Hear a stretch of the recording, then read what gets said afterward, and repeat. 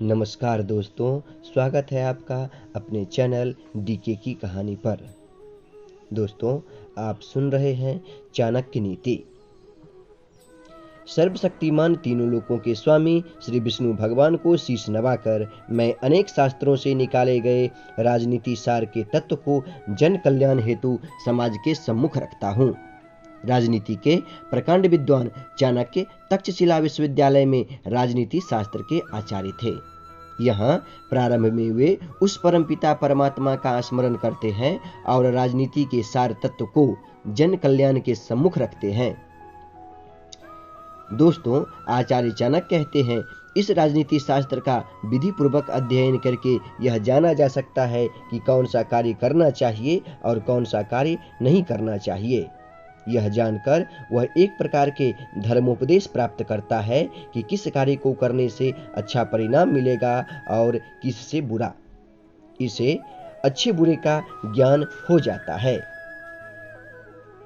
चाणक्य का मत है कि राजनीति में कभी कभी कुछ ऐसे कर्म दिखाई पड़ते हैं जिन्हें देखकर सोचना पड़ता है कि यह उचित हुआ या अनुचित, परंतु जिस अनीति कार्य से भी जन कल्याण होता हो अथवा धर्म का पक्ष प्रबल होता हो तो उस अनैतिक कार्य को भी नीति सम्मत ही माना जाएगा।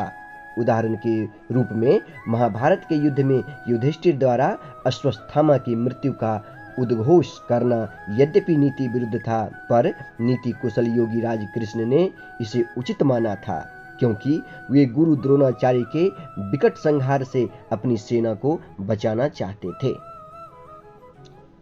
लोगों की हित कामना से मैं यहाँ उस शास्त्र को कहूँगा जिसके ज्ञान लेने से मनुष्य सब कुछ जान लेने वाला सा हो जाता है। दोस्तों, यहाँ आचार्य चाणक्य ने संकेत दिया है कि जो व्यक्ति राजनीति से संबंधित उनकी नीतियों को जान लेगा वह राजनीति का प्रकांड पंडित हो जाएगा। वस्तुतः चाणक्य ने राजनीति के विषय में शास्त्रों का गूढ़ अध्ययन किया था तथा उनका सूक्ष्म परीक्षण भी किया था। अपने जीवन का अनुभव उन्होंने पूरी ईमानदारी के साथ इन श्लोकों में उतार दिया है।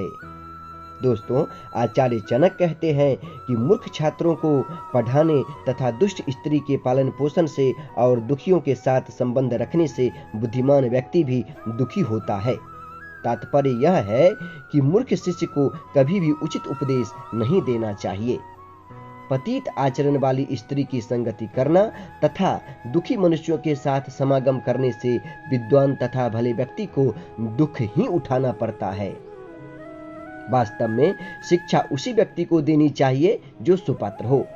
जो व्यक्ति बताई गई बात को न समझे उसे परामर्श यानी कि शिक्षा देने से कोई लाभ नहीं है। मूर्ख व्यक्ति को शिक्षा देकर समय ही नष्ट किया जाता है। इसी तरह पतिता स्त्री का भरण पोषण अथवा उसकी संगति करके विद्वान व्यक्ति की गरिमा को ठेस पहुंच सकती है, उसका अपमान हो सकता है। यही बात दुखी व्यक्ति के साथ संबंध रखने की है। दुखी व्यक्ति हर पल अपना ही रोता रहता है। इससे विद्वान व्यक्ति की साधना और एकाग्रता भंग हो जाती है। एकाग्रता भंग होना अथवा साधना में व्यवधान पड़ना बुद्धिमान व्यक्ति को बहुत कचोटता है। दोस्तों, आचार्य चाणक्य कहते हैं कि दुष्ट स्त्री, छल करने वाला मित्र, पलटकर तीखा जवाब देने वाला नौकर तथा जिस घर में सांप रहता हो उस घर में निवास करने वाले गृहस्वामी की मौत में संशय न करें, वह निश्चित मृत्यु को प्राप्त होता है। घर में यदि दुष्ट और दुष्चरित्र पत्नी हो तो उसके पति का जीना न जीने के बराबर ही है। वह अपमान और लज्जा के बोझ से एक तो वैसे ही मृतक समान है, ऊपर से उसे सदैव यह भय भी बना रहता है कि यह स्त्री अपने स्वार्थ के लिए कहीं उसे विष न दे दे, क्योंकि ऐसी दुष्ट और पतिता स्त्रियों का कोई पतिव्रत धर्म नहीं होता है। उन्हें तो केवल अपनी अय्यासी से मतलब होता है। दूसरे तरफ यदि उस गृहस्वामी का मित्र भी दगाबाज हो, धोखा देने वाला हो, तो ऐसा मित्र आस्तीन का सांप होता है। वह कभी भी अपने स्वार्थ के लिए गृहस्वामी को ऐसी स्थिति में डाल सकता है जिससे उबरना उसकी सामर्थ्य से बाहर की बात होती है। तब वह जीते जी मर जाता है। आचार्य चाणक्य कहते हैं कि तीसरे, घर में यदि नौकर बदजुबान हो, बात बात में झगड़ा करने वाला हो, पलटकर तीखा जवाब देने वाला हो, तो समझ लेना चाहिए कि ऐसा नौकर निश्चित रूप से घर के भेद जानता है, और जो घर के भेद जान लेता है वह उसी तरह से घर बार का विनाश कर सकता है जैसे विभीषण ने घर के भेद देकर रावण का विनाश कर दिया था। तभी मुहावरा भी बना कि घर का भेदी लंका ढाए। जब घर का ही विनाश हो जाए तो उस घर के गृहस्वामी की स्थिति मरे हुए के ही समान है। आचार्य चाणक्य आगे कहते हैं कि जिस घर में छिपकर रहने वाले सांप की संभावना हो तो गृहस्वामी को निरंतर यह भय बना रहेगा कि सांप उसे डस न ले। इस प्रकार मृत्यु का भय मृत्यु से भी भयानक होता है। वह शीघ्र ही भय और चिंता से ग्रसित होकर मृत्यु को प्राप्त हो जाता है। इसी प्रकार चाणक्य ने राजा अथवा गृहस्वामी को दुष्टा स्त्री, आस्तीन के सांप मित्र, वाचाल नौकर और घर में छिपे सांपों अर्थात दुश्मनों से सदैव सतर्क रहने की शिक्षा इस श्लोक में दी है। भाव यह है कि राजा को अपनी पत्नी, नौकर और मित्र का चुनाव बहुत सोच समझकर करना चाहिए ताकि घर में छिपे दुश्मनों का सिर कुचला जा सके।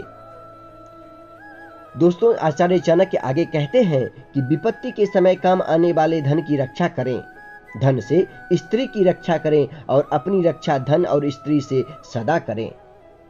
संकट के समय धन की जरूरत सभी को होती है, इसलिए संकट काल के लिए धन बचाकर रखना उत्तम होता है।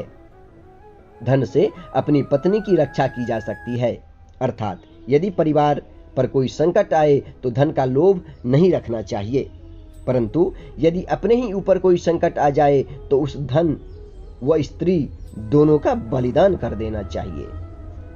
चाणक्य का कहना है कि यद्यपि परिवार में धन और अपनी स्त्री का सर्वाधिक महत्व है, किंतु यदि अपना ही जीवन संकट में पड़ जाए तो वह न तो अपने धन की रक्षा कर पाएगा और न अपनी स्त्री की ही रक्षा कर पाएगा।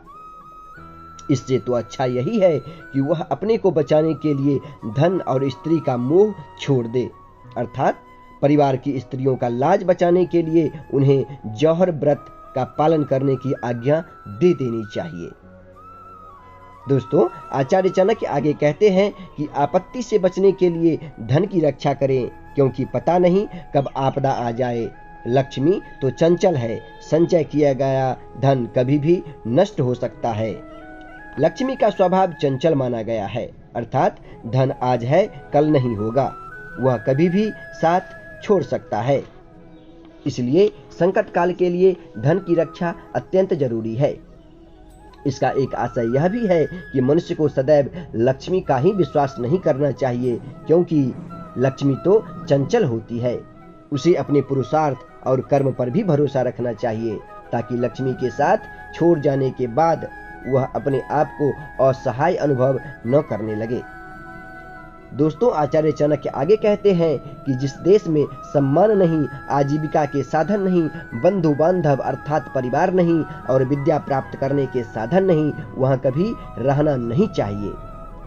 यह एक सामान्य सी बात है कि आदमी वही रहना पसंद करता है जहां उसे सम्मान मिले, जीवन यापन के साधन जहां सुलभ हो, जहां उसके बंधु बांधव और मित्रगण आदि रहते हों तथा जहां रहकर वह स्वयं और अपने बच्चों को शिक्षित करा सके, अर्थात जहां विद्या अध्ययन के अच्छे साधन उपलब्ध हों।